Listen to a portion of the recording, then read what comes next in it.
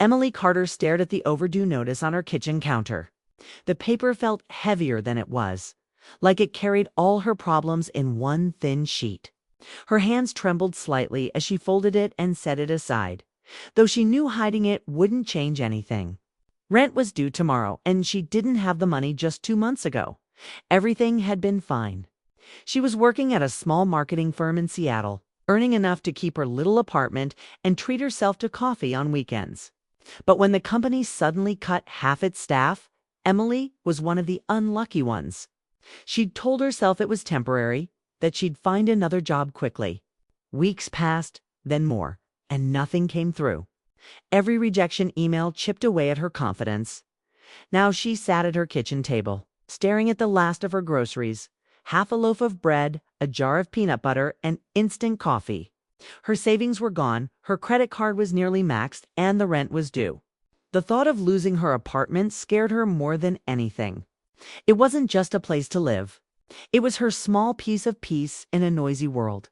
She tried to think of solutions, maybe selling some old clothes, maybe asking a friend for a loan. But she had already borrowed from a few, and the idea of asking again made her heart sink. She wanted to stand on her own feet, but it felt like the ground had disappeared beneath her. A sudden knock on the door made her jump. She wasn't expecting anyone. When she opened it, Mr. Anderson, her landlord, stood there. He was tall, with graying hair and a calm, serious face. He looked like the kind of man who rarely smiled but always meant what he said. "Evening, it's Emily," he said in his usual quiet tone. "Can I come in for a moment?" She nodded, stepping aside. He looked around the small apartment, tidy but clearly lived in, and then back at her. "I wanted to remind you about the rent," he said gently. "It's due tomorrow. Will you be able to make the payment?" Her chest tightened. For a second, she thought about pretending she had it and would send it soon. But lying wouldn't help. She took a breath and said softly, "No, I don't have it right now. I lost my job last month and I'm still looking. I just need a little more time." Mr. Anderson didn't speak right away. His eyes studied her face, tired but honest. He finally sighed and rubbed the back of his neck. "You've always been a good tenant," he said. "Never caused trouble, always paid on time. I can give you a few more days, but we'll need to talk about it properly. Let's meet tomorrow evening. Maybe we can work something out." Emily nodded quickly, relief washing over her, though a knot of worry still sat deep inside her. "Thank you, I really appreciate it," she said.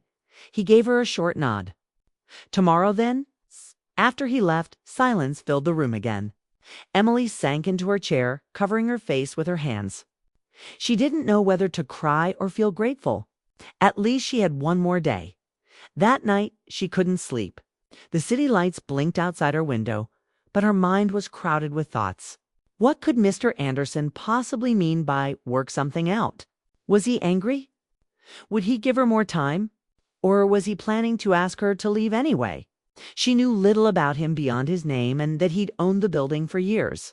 He was polite, always professional, but distant. The other tenants said he used to be a construction manager before buying the property. He lived alone, and no one really knew much else. Emily wondered what kind of man would take the time to talk things over instead of just handing her an eviction notice. Maybe he wasn't as strict as everyone thought. Still, she couldn't shake the fear that she'd lose her home. The next morning, she tried to distract herself by searching for more job listings online. Her laptop ran slow, her coffee was bitter, and the clock seemed frozen. She applied to everything she could: retail jobs, temp work, anything. She didn't care what it was anymore. She just needed an income. By afternoon, she went for a walk to clear her head. The chilly air brushed against her face as she wandered through the nearby park. Children played by the swings, couples walked their dogs, and the world looked so normal. But inside, she felt like she was standing still while life moved on without her. When she got back, she looked around her apartment, the bookshelf filled with her favorite novels, the photo of her parents on the wall, the couch she'd found secondhand but grown attached to. It wasn't much, but it was hers. Losing it would mean losing the last bit of stability she had left. Evening arrived quickly. She tried to keep the place neat as if that would somehow make things better. When she heard the knock again, her heart started racing. She took a deep breath before opening the door. Mr. Anderson was there, as promised. But this time, he wasn't alone. Two other people stood beside him, a woman with kind eyes and short silver hair, and a man with a warm smile holding a small paper bag. Emily blinked, confused. "Emily," Mr. Anderson said, "these are my friends Grace and Tom. They wanted to come along today. Don't worry, it's nothing bad." She nodded, unsure what to say, as the three of them stepped inside. Grace handed her the paper bag with a gentle smile. "Just a little something," she said. Inside were a few groceries, bread, fruit, and coffee. Emily felt her throat tighten. Tom spoke next, his voice friendly and calm. "Daniel told us about your situation," he said, referring to Mr. Anderson by his first name. "I run a cafe just a few blocks away. We could use some extra help if you're interested. It's not full-time, but it's something." Emily stared at them, stunned. She hadn't expected kindness. She had expected questions, maybe disappointment, but not this. I don't know what to say," she whispered. Mr. Anderson smiled slightly, the first real smile she'd seen from him. "Say you'll think about it," he said. "We all go through hard times. You just need a hand until you get back on your feet." Tears welled up in her eyes before she could stop them. For weeks, she'd felt invisible, like the world had moved on without her. But in that small living room, surrounded by three people she barely knew, she felt seen again. When they left that night, Emily stood by the window holding the grocery bag to her chest. The city outside looked the same, but something in her heart felt different, lighter, warmer, almost hopeful. She didn't know what tomorrow would bring, but for the first time in a long while, she believed it might be something good. Still, she couldn't help but wonder, why had Mr. Anderson really helped her? And what did it mean that he'd brought his friends? That question stayed with her long after the lights went out. And she didn't know then, but tomorrow would change her life in ways she never expected. The next morning, Emily woke up with a mix of hope and nervousness. The night before still felt unreal. Her landlord, Mr. Anderson, had shown up with two strangers who turned out to be kind and genuine. They had offered her food and even a possible job at a local cafe. She had gone to bed wondering if it was really happening or just a dream. Now, in the light of day, it all seemed both overwhelming and strangely comforting. She got ready quickly and decided to visit the cafe that Tom, Mr. Anderson's friend, had mentioned. It was called Harbor Brew, a cozy corner shop with warm lighting, soft music, and the smell of roasted coffee beans filling the air. When she walked in, Tom was behind the counter, wiping down a table. He recognized her immediately. "Emily, you came," he said with a big smile. "I'm glad." She nodded, still a little shy. "I thought I'd check the place out. It's really nice here." Tom motioned for her to sit down. "Let me get you a coffee. On the house." He brought her a steaming cup and sat across from her. "So here's the deal," he began. "I need someone who can help during mornings and maybe a few weekends. It's not a lot of hours at first, but I pay fairly and tips are good. You'd handle the counter, clean up, talk to customers, that sort of thing. Think you could do that?" Emily's heart lifted. It wasn't a dream after all. "Yes," she said quickly, smiling for the first time in days. "I can do that. Thank you so much." Tom laughed. "Great. You can start tomorrow if you want. I'll handle the paperwork later." She nodded, feeling a rush of gratitude. As she sipped the coffee, she looked around. Everyone seemed friendly, relaxed. It felt like a safe place, the kind she needed right now. When she left the cafe, the sun had broken through the clouds. And for the first time in weeks, the world seemed brighter. That evening, she decided to thank Mr. Anderson properly. She knocked on his door downstairs. He opened it, surprised but smiling faintly. "Emily," he said, "everything okay?" "Yes," she replied quickly. "Tom gave me the job. I start tomorrow. I just wanted to say thank you for everything. I don't know what I would have done without your help." Mr. Anderson leaned against the doorframe, arms crossed, his expression soft. "You don't have to thank me," he said. Everyone deserves a chance to stand back up. I just made a few calls. You did the rest." His calm voice had a way of putting her at ease. Still, there was something about his eyes, quiet, steady, that made her heart flutter slightly. She wasn't sure why, but she felt safe around him. There was a gentle strength there, something steady she hadn't felt in a long time. Over the next few days, Emily threw herself into her new job. The cafe quickly became her favorite place to be. She learned how to make lattes, clean tables in record time, and even remembered a few regulars' orders. The customers were friendly, Tom was patient, and she started earning enough to cover part of her rent. Life finally seemed to be turning a corner. But one afternoon, as she was restocking cups behind the counter, she saw Mr. Anderson walk into the cafe. He wasn't in his usual serious mood. He looked relaxed, even casual in a sweater and jeans. "Didn't expect to see you here?" Emily said, smiling as he approached. "I thought I'd check in," he said, glancing around. "Looks like you're settling in well." "She's doing great," Tom called out from the back. "Best worker I've had in months." Emily laughed softly. "Don't let him fool you. I still burn the milk sometimes." Mr. Anderson chuckled. It was a warm sound, one she hadn't heard before. For a moment their eyes met, a silent exchange that said more than words could. Something about that moment felt different. She didn't want to think too much about it, but she felt her pulse quicken. After he left, Tom leaned over the counter with a grin. "Your landlord seems like a good guy," he said. "He's been kind," Emily replied simply, though her thoughts lingered on him longer than she meant to. That evening, she found herself looking out her window again. This time not with fear, but quiet reflection. Mr. Anderson's kindness had come at the exact moment she needed it most. It made her wonder, was it just generosity? Or was there something deeper behind the way he looked at her sometimes? A few days later, a small snowstorm hit the city. The cafe closed early, and Emily started walking home through the swirling snow. The streets were nearly empty, the lamps glowing faintly through the white mist. As she reached her building, she saw someone standing by the entrance. Mr. Anderson again, brushing snow from his coat. "Emily," he said, stepping forward. "You're freezing. Let me help you with that." He handed her a small bag. Inside were a few groceries again, soup, bread, and tea.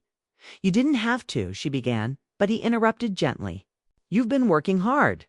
Consider it a small thank you for not giving up." She smiled softly. "You really didn't need to do this, but thank you." They stood there for a moment in the quiet snow, just looking at each other.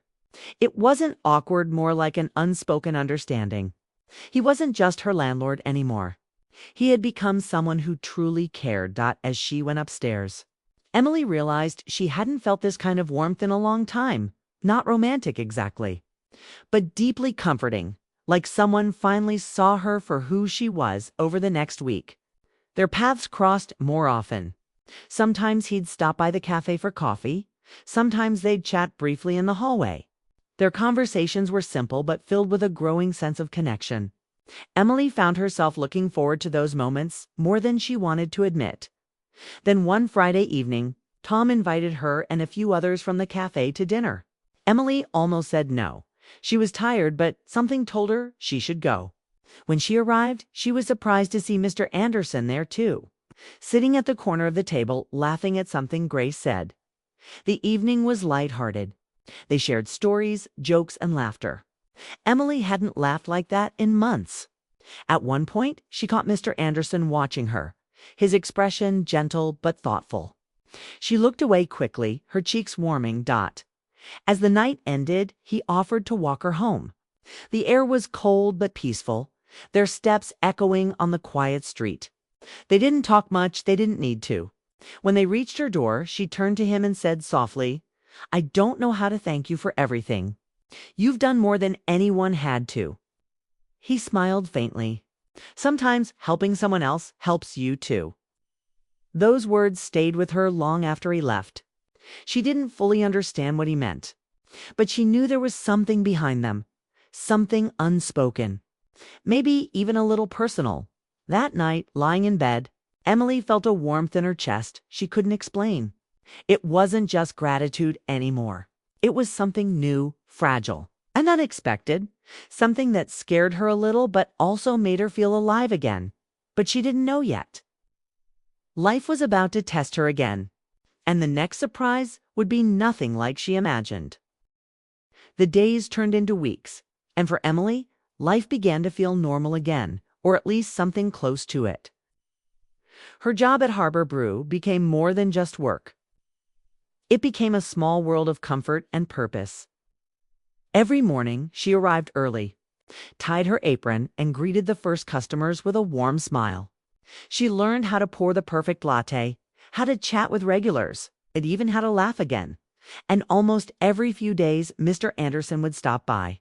Times for coffee, sometimes for no reason at all. It always came at quiet hours when the cafe wasn't busy, taking a seat by the window where the light hit just right. He'd nod at her as she worked, and she'd always find herself smiling back. Their conversations started small about weather, business, and how her job was going, but slowly grew deeper. He began sharing little pieces of his life. He told her about how he used to work in construction, about his late wife who loved sunflowers, and how after she passed away, he bought the building just to stay busy. There was a loneliness in his voice sometimes, the kind that came from someone who had loved deeply and lost. Emily listened quietly, her heart softening more each time. One afternoon, during her break, she joined him at his usual corner table. The sunlight streamed in through the window, casting a warm glow on his face. "You come here a lot," she teased gently. He smiled. "It's peaceful here, and the coffee's good." She laughed. "You just say that because you get it free."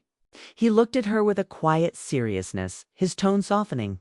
"No, Emily, I come here because it reminds me that people can start over. You've done that. You didn't give up when you could have." The words caught her off guard. No one had ever said something like that to her. For a moment, she didn't know what to say. "I didn't really have a choice," she finally said. "There's always a choice," he replied. "But you made the harder one. You chose to fight." The conversation lingered with her long after he left. That night, as she walked home, the city lights shimmered through thin rain. She couldn't stop thinking about his words, his voice, the calm way he said them. Something in her heart was shifting, something gentle and confusing. The next few days passed quickly. The cafe got busier, and Tom started trusting Emily with more responsibility. She opened the shop some mornings by herself, humming softly as she worked. On one of those mornings, Mr. Anderson appeared before the cafe even opened. "I didn't realize you opened this early," he said with a small smile. "I'm trying to impress the boss," she said, grinning. "Want a coffee before I start serving customers?" He nodded. She made one for him and joined him at the counter. They sat there quietly, sipping their drinks as the city slowly woke up outside. The silence wasn't awkward. It was peaceful. "Do you ever miss your old job?" he asked after a while. "Sometimes," she admitted. "But maybe losing it was the best thing that could have happened to me. It forced me to see life differently. I met good people. And you." Her last words hung in the air, more honest than she meant them to be. She blushed and looked down, pretending to stir her coffee. He didn't speak right away, but when she looked up, she saw that same warmth in his eyes, a quiet understanding that didn't need words. That evening, a storm rolled into the city. Thunder echoed through the streets as rain splattered against the cafe windows. Most customers stayed home, so Tom closed early and told Emily to go home and rest. But when she stepped outside, she realized the rain was pouring harder than before. She hurried under her small umbrella, but halfway home it flipped inside out in the wind. She laughed despite herself, soaked to the bone. When she reached her building, she saw a familiar figure waiting under the awning. "Mr. Anderson." "Emily," he said, stepping forward. "You're drenched. Come in, you'll catch a cold." He led her into the lobby and handed her a towel. "I was checking the pipes downstairs," he explained. "Didn't expect you to be walking home in a storm." She smiled weakly. "Guess my umbrella didn't survive."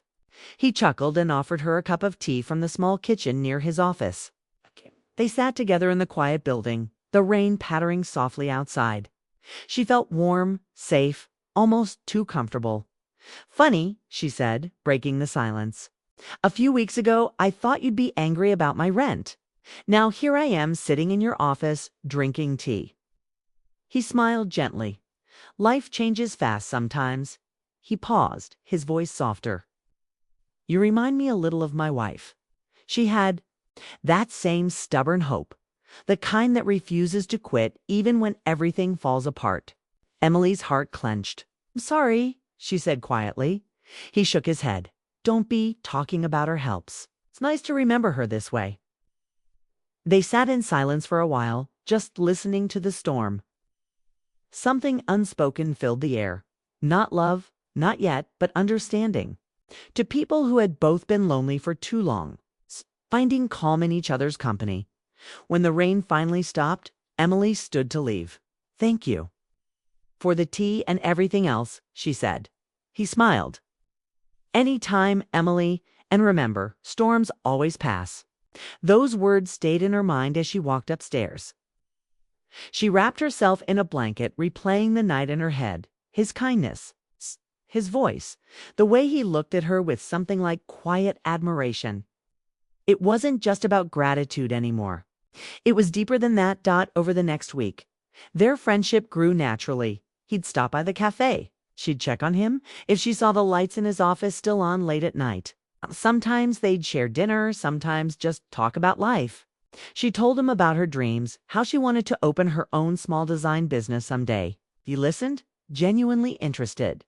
"You've got the heart for it," he said one evening. "You just need a bit more faith in yourself." She laughed softly. "You seem to have enough faith for both of us." He smiled. "Maybe that's what friends are for." But Emily knew it wasn't just friendship anymore. Something about the way he looked at her, how his voice softened when he said her name. It all hinted at feelings neither of them dared to say aloud. One evening, as she closed the cafe, she found a small note on the counter. It was in Mr. Anderson's handwriting. "Thanks for reminding me that kindness still matters. Dinner tomorrow? Just friends unless you want it to mean more." Her breath caught as she read it again and again. She didn't know what to think. Part of her was nervous, part of her hopeful. Life had been so hard for so long. Could it really be turning into something beautiful again? That night, Emily sat by her window, watching the city glow beneath the fading storm clouds. The future still felt uncertain, but for the first time, it didn't scare her. Because maybe, just maybe, this unexpected chapter in her life was leading to something real. She didn't know it yet. But what waited next would test both her heart and her courage in ways she never expected. The next morning, Emily woke up early, sunlight spilling across her small apartment.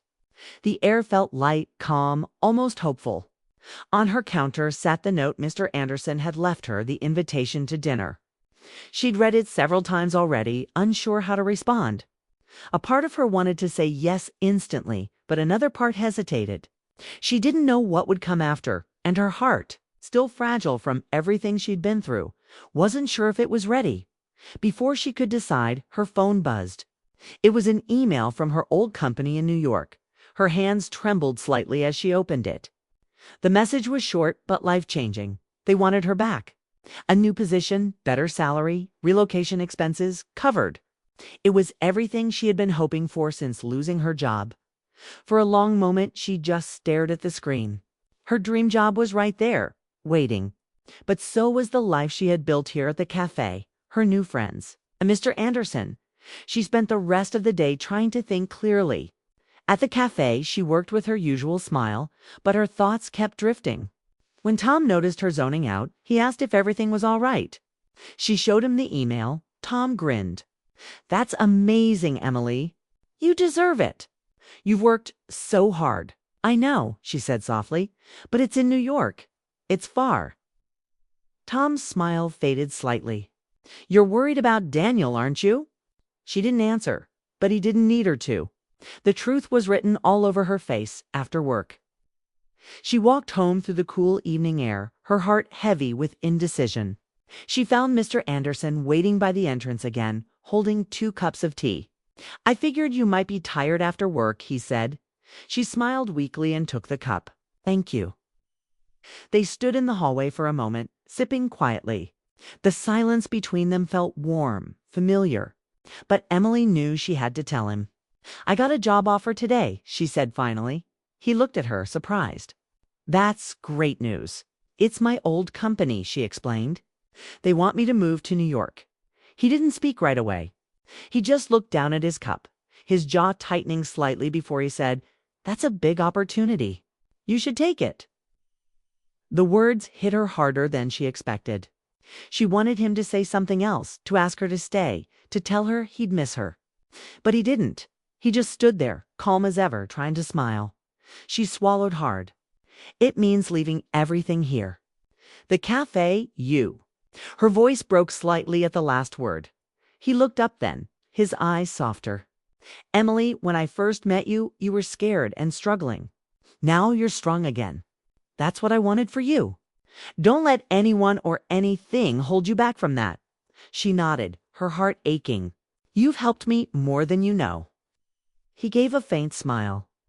"Maybe we helped each other." That night, Emily couldn't sleep. The apartment that once felt like her safe space now felt too small, too full of memories. She looked around the books she'd unpacked, the plant Grace had given her, the small coffee mug Mr. Anderson had bought her after she started at Harbor Brew. Every object had a story attached to this place. To these people, by morning, she made her decision. She would go. But first, she wanted to say goodbye properly. The next day, she went to the cafe to tell Tom. He hugged her and promised to visit New York someday. Grace stopped by later and brought her a sunflower, saying softly, "New beginnings can be beautiful, even when they hurt." That evening, Emily walked to Mr. Anderson's office one last time. He was there, looking over some papers, but when he saw her, he put them aside. "You've decided," he said quietly. She nodded. "I leave next week." He exhaled slowly and nodded again, his expression unreadable. "I'm proud of you, Emily." "Proud?" she asked with a faint smile. "For leaving?" "For being brave enough to start again," he said. "That's not easy." Her eyes filled with tears. "I don't know how to say goodbye to you," she whispered. He reached into his desk and handed her a small envelope. "Then don't. Just take this with you." When she got home, she opened it. Inside was a short note in his neat handwriting. "Some people come into our lives to remind us that kindness still exists. You reminded me of that. Thank you for bringing light back into my world. Daniel." It was also a small photograph, a sunflower field under a golden sky. On the back he had written, "For new beginnings." Emily sat on her couch, tears falling freely. It wasn't a love letter, but it was something even more powerful. A quiet confession of connection, of care. Something real that didn't need to be spoken out loud. The week passed quickly. She packed her few belongings, cleaned the apartment, and took one last walk around the neighborhood. Every corner felt familiar. Every sound carried memories, laughter at the cafe, evenings by the window. Soft conversations in the hallway when moving day arrived. She stood by the doorway one last time. Mr. Anderson was there to help her load the last box into the taxi. They didn't say much, but their eyes said everything. "Take care of yourself," said finally. "You too," she whispered. "And thank you for everything." As the taxi pulled away, she looked out the window, watching him grow smaller in the distance until he was just a memory framed against the city skyline. Months later, Emily stood in her new apartment in New York, overlooking the city lights. Her job was going well and life was finally stable again. Yet sometimes, on quiet nights, she'd make a cup of tea, sit by the window, and think about the man who believed in her when she couldn't believe in herself. One evening, after a long day at work, she received a small package in the mail. Inside was a postcard of Seattle's harbor, and written on the back were just 5 words. "Still proud of you." Emily smiled through tears. The distance between them no longer felt like an ending, but a reminder that some people come into your life not to stay forever, but to change you forever. She placed the postcard beside the sunflower photo on her shelf and whispered softly, "Thank you, Daniel." Outside, the city lights sparkled like 1,000 possibilities. And she knew deep down that her story, their story, wasn't truly over. It had simply found a new beginning.